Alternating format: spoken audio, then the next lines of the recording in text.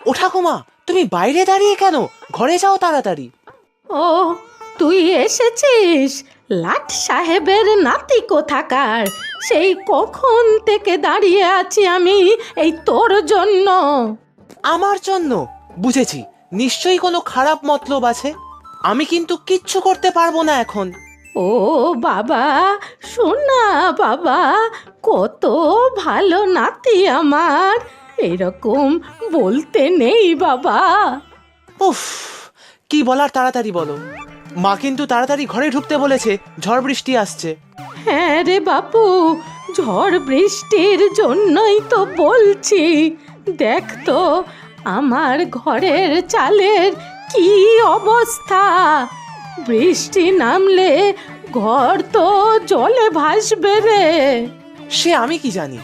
বাবা তো তোমাকে কতবার বলেছে টালিগুলো পাল্টাতে আর ঘরটা মেরামত করতে। করেছো তুমি?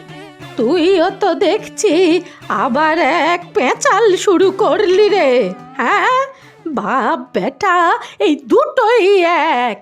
আবার বকছো তো? তাহলে আমি ঘরে যাই।